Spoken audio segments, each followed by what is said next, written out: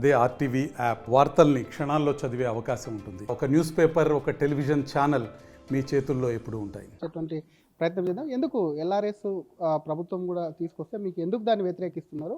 అభ్యంతరాలు ఏంటి అసలు? ఎల్ఆర్ఎస్ 2020 కేసీఆర్ ప్రభుత్వం తీసుకొచ్చింది. చాలా అన్యాయమైన జియో అది. వాళ్ళు అక్రమ లేఅవుట్లను అనధికార లేఅవుట్లను క్రమబద్ధీకరించే క్రమంలో 20,000 కోట్ల రూపాయలు వసూలు చేయాలనేది వాళ్ళ టార్గెట్. ఆ రోజు కోర్టు మొట్టికాయలు వేసింది. పలు కారణాల వలన వాళ్ళు వెనకడుగేశారు. ఇవాళ కాంగ్రెస్ ప్రభుత్వం అధికారంలోకి వచ్చిన మొదటి 6 నెలలనే ప్రయత్నం చేసింది. జూలైలోనే ఒక జియో ఇచ్చారు, గైడ్ లైన్స్ ఇట్లా చేయాలి మీరు అని. మళ్ళీ ఫిబ్రవరిలో ఈ నెలలో ఈ 25% డిస్కౌంట్ ఇస్తామని చెప్పి ప్రజలను మొబైలెట్టే కార్యక్రమం చేస్తున్నారు. చాలా అన్యాయం ఇది.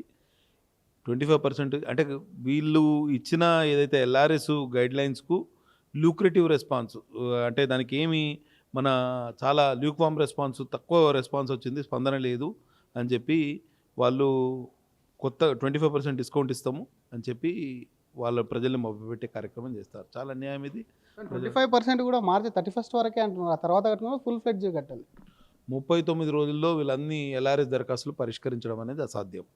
ఫస్ట్ ఆఫ్ ఆల్ కేవలం ఫైనాన్షియల్ ఇయర్ ముగిసేలోపు ఖజానాన్ని నింపుకోవాలనేది ఆలోచన తప్పించి ప్రజలకేదో పేద మధ్యతరగతి ప్రజలకు లాభం చేద్దామనే ఆలోచన వీళ్ళకి ఏ రోజు లేదు.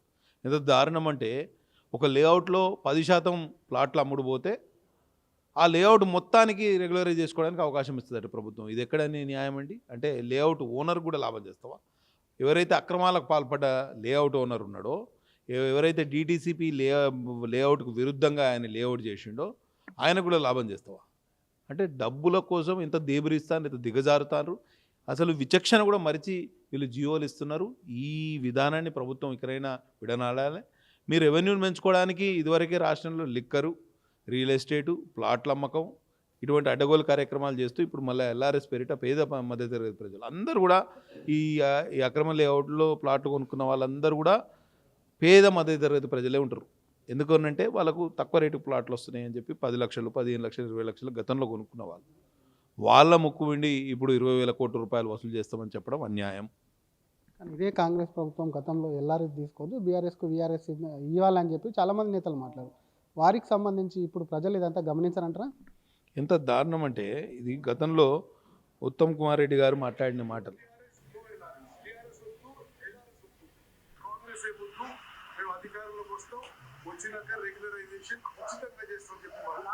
వాళ్ళ రక్తాన్ని పీల్చాలనేటువంటి ఆలోచనతో రాష్ట్ర ప్రభుత్వం ఉంది. వీలైతే అసలు కట్టబాహండి.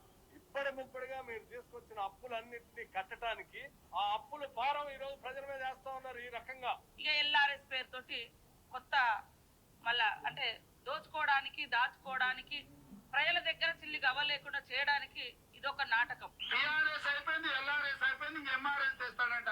పెద్ద మంచి లేని పెద్ద మంచి ఎల్ఆర్ఎస్ అంటే అయ్యా ఇంక ఎంఆర్ఎస్ కూడా తెచ్చినట్టు ఉన్నాడు. అదేంటంటే marriage regularisation scheme sir.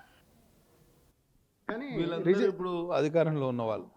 Revanth Reddy గారు ముఖ్యమంత్రి, ఆ రోజు ప్రతిపక్ష నాయకుడు, సీతక్క గారు మంత్రి, ఉత్తమ్ కుమార్ రెడ్డి గారు మంత్రి, బట్టి విక్రమార్క గారు ఇవాళ ఉప ముఖ్యమంత్రి. అందరూ ఆ రోజు ఎల్ఆర్ఎస్ను వ్యతిరేకించి అదే ఎల్ఆర్ఎస్ను ఇవాళ దాని ద్వారా మళ్ళీ 20,000 కోట్ల రూపాయలు వసూలు చేయడానికి కుట్ర పన్నుతున్నారంటే ప్రజలని ఎంత రకంగా పచ్చిగా మోసం చేస్తున్నారనేది మీరు ఆలోచన చేయాలి. కానీ రెగ్యులరైజ్ కాక చాలామంది కూడా ఇబ్బంది పడుతున్నటువంటి సిచ్యువేషన్ గత 4 ఏళ్ళుగా కూడా ఎల్ఆర్ఎస్తో ఇబ్బందులు పడుతున్నారు. రిజిస్ట్రేషన్ ఇల్లు నిర్మించుకుందామన్న వాళ్ళు, లేఅవుట్ల వాళ్ళు ఇబ్బందులు పడుతున్నారు. మరి దానికి మీరు ఏమన్నా సూచిస్తారా? ఇంకేమన్నా ఆల్టర్నేట్? మేము చెప్పలేదు. No LRS, no BRS. మీరు ఎవ్వరు లేఅవుట్ రెగ్యులరైజేషన్ ఎల్ఆర్ఎస్ రుసుములు పే చేయకండి అని చెప్పి మేము ఉచితంగా చేస్తామని చెప్పిన మహానుభావులు వీళ్ళే. మేము అదే డిమాండ్ చేస్తున్నాం. ఇప్పుడు మీరు డబ్బుల యావలో పడకండి, ఖజానా నింపుకునే కార్యక్రమం కోసం పేద మధ్యతరగతి ప్రజలను ఇబ్బంది పెట్టకండి. మీరు డైరెక్ట్గా ఈసారికి ఏదైతే 25,67,000 పెండింగ్ దరఖాస్తులు ఉన్నాయో వాటిని రుసుములు లేకుండా రెగ్యులరైజ్ చేయండి. భవిష్యత్తులో ఇక రెగ్యులరైజేషన్ స్కీమ్ ఉండదు అని ప్రకటించండి. దాంతో ఏమవుతుంది? ఇంకా భవిష్యత్తులో ఏవి అక్రమ లేఅవుట్లు కానీ అనధికార లేఅవుట్లు కానీ రాకుండా ఉండడానికి ఒక అవకాశం ఉంటుంది. అంతే తప్పించి వీళ్ళ దగ్గర నుంచి అక్రమాన్ని సక్రమం చేయడానికి, అక్రమ లేఅవుట్ను సక్రమ లేఅవుట్ చేయడానికి మళ్ళీ డబ్బులు వసూలు చేస్తామనడం, అది 20,000 కోట్ల రూపాయలు వసూలు చేస్తామనడం అన్యాయం. న్యాయస్థానానికి వెళ్తారా దీని మీద? 100%. ఇదివరకు కేసు సుప్రీంకోర్టులో ఉంది. హైకోర్టులో కూడా ఉంది. న్యాయస్థానం దృష్టికి కూడా ఈ మాడిఫైడ్ గైడ్ లైన్స్ ఏవైతే ఈ కాంగ్రెస్ ప్రభుత్వం ఇచ్చిందో వాటిని కూడా న్యాయస్థానం ముందు ప్రవేశపెడతాం. తప్పకుండా ప్రజలకు న్యాయం చేసే ఆలోచన చేస్తాం. ఇవాళ చాలా విషయాల మీద ఇవాళ కాంగ్రెస్ ప్రభుత్వం యూటర్న్ తీసుకుంది. ఈ విషయంలో కూడా యూటర్న్ తీసుకుంది. కాబట్టి ప్రజల్లో కూడా మేము ఈ విషయాన్ని చర్చకు పెడతాం. అసెంబ్లీ సమావేశాలకు సంబంధించి నెక్స్ట్ మంత్ ఉంటుంది అంటున్నారు. ఆ నెక్స్ట్ మంత్ లాస్ట్ వీక్ ఉంటుందని క్లారిటీ లేదు. ఏం చెప్తారు ఈసారి ఎలా ఉండబోతాం మీ వ్యూహం? స్పెషల్ సెషన్ పెడతామని అంటారు.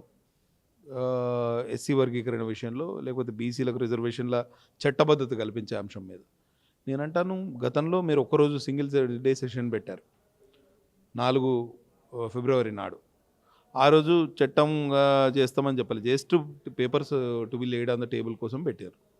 అప్పుడు బిల్లు పెట్టలే, ఏం పెట్టలే. ఇప్పుడు మళ్ళీ బిల్లు కోసం మళ్ళీ స్పెషల్ సెషన్ పెడతాం. అసలు ఇది బడ్జెట్ టైం. ఫిబ్రవరి మొదటి వారంలోనే బడ్జెట్ సెషన్ మొదలు కావాలి. ఫిబ్రవరి ఆఖరికి వచ్చేసినాం, బడ్జెట్ సెషన్ మొదలు కాలే. దానికన్నా ముందు ఇంకొక స్పెషల్ సెషన్ పెడతామని. అసలు బడ్జెట్ ప్రవేశపెడతారా? మీ దగ్గర అసలు పద్దులు ఉన్నాయా? హోంవర్క్ చేస్తున్నారా? లేకపోతే అధికారులు మీకు సహాయ నిరాకరణ ఏమైనా చేస్తున్నారా? లేకపోతే మంత్రి గారికి ముఖ్యమంత్రి గారికి ఉప ముఖ్యమంత్రి గారికి ఏమైనా పడతలేదా? ఎందుకు బడ్జెట్ ప్రవేశపెట్టలేకపోతారు? ఇవన్నీ విషయాలు, వాస్తవ విషయాలన్నీ ప్రజల ముందు పెట్టాలి. నా ఆలోచన ప్రకారం ఇప్పటికే లేట్ అయిపోయింది. 27 నాడు అసెంబ్లీ ఎమ్మెల్సీ ఎలక్షన్స్ ఉన్నాయి. 28 నుంచి ఆంధ్రప్రదేశ్ శాసనసభ కొలువు తీరుతుంది. కాబట్టి 28 నాడు మీరు బడ్జెట్ సెషన్ మొదలుపెట్టి మార్చి మొదటి వారంలో మీరు బడ్జెట్ ప్రవేశపెడితే బడ్జెట్ మీద చర్చ చేయడానికి కూడా అవకాశం కావాలి. అప్రాప్రియేషన్ అయిపోవాలి 31 తారీఖులో. 15 రోజులు టైం అయితే ఉండాలి కదా ప్రతి పద్దు మీద మాట్లాడడానికి. అసలు టైం వేయకుండా మార్చి 3వ వారంలో మేము బడ్జెట్ పెడతామని అంటే వారం రోజుల్లో చర్చ పెట్టేసి గిలటిన్ చేద్దామని అనే ఆలోచన తప్పించి వీళ్ళ ఆలోచన అసలు కరెక్ట్ లేదు. వెంటనే బడ్జెట్ సమావేశాలు మొదలు పెట్టాలని, స్టార్ట్ చేయాలని. అది ఒక నెల రోజులు. గతంలో మీరు ఒకసారి ఆలోచన చేయండి, అసెంబ్లీ సమావేశాలు 2024లో కేవలం 24 రోజులు మాత్రమే నడిచింది. గతంలో పార్లమెంట్ ఎలక్షన్స్ ఉండే, ఏదో వేరే అసెంబ్లీ ఎలక్షన్స్ అప్పుడే అయిపోయినాయి. 2 సార్లు బడ్జెట్ పెట్టాల్సి వచ్చింది. ఒకసారి ఓట్ ఆన్ అకౌంట్, ఒకసారి ఈ ఫుల్ ఫ్లెడ్జ్డ్ బడ్జెట్. దానికోసం టైం తక్కువ ఉందేమో అనుకుంటాం, కానీ ఈ సంవత్సరం అయితే మీకు బడ్జెట్ టైం ఉంది కదా. మరి ఎందుకు బడ్జెట్ సమావేశాలు స్టార్ట్ చేస్తలేరు అనేది ప్రజలకు తెలియజెప్పాలి. మేమైతే ప్రతిపక్షంగా అన్ని విషయాల మీద, ఎస్పెషల్లీ ఈ ఎల్ఆర్ఎస్ విషయంలో ప్రభుత్వాన్ని నిలదీస్తాం.